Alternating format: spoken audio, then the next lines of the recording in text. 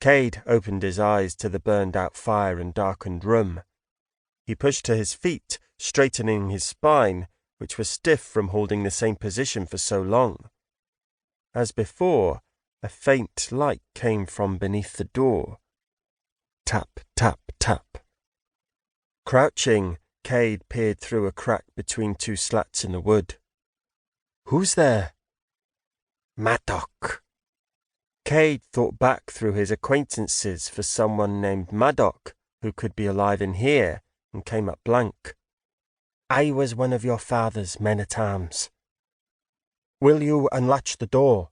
Cade said, getting to the only point that was of any interest to him. "That's not the plan," Madoc said.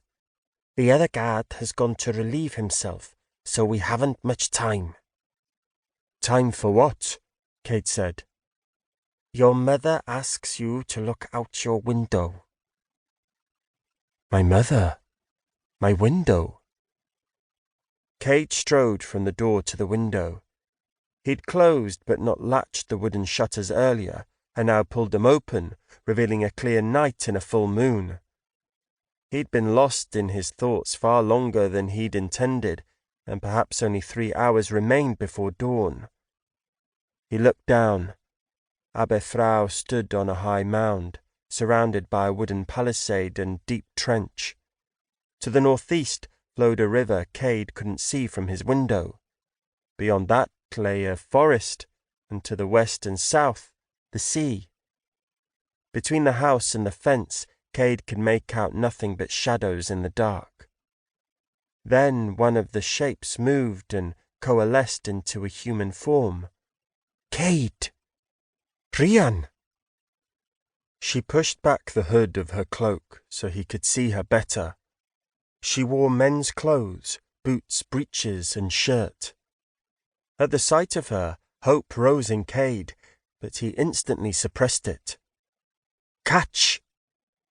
Rhiann's arm swung like a pendulum, and Cade leaned out the window to grab the rope she threw to him.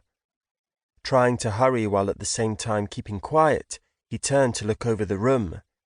It contained no furniture to which he might tie the rope, but the supporting beams of the building were stronger than furniture would have been anyway.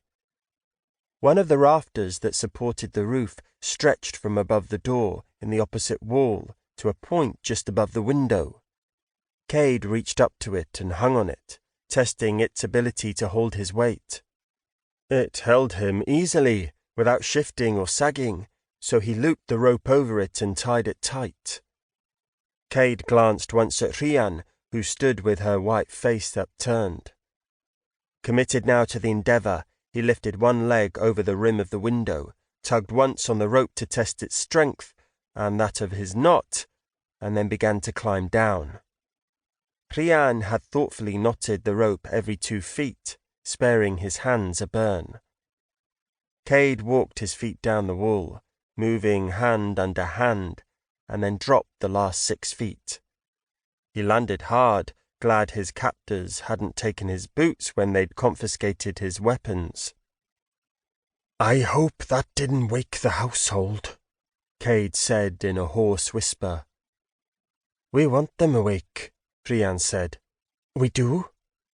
Cade opened his mouth to ask for an explanation, but Rhiann shushed him with a hand on his arm and a finger to his lips, touching him again like no one had touched him in years.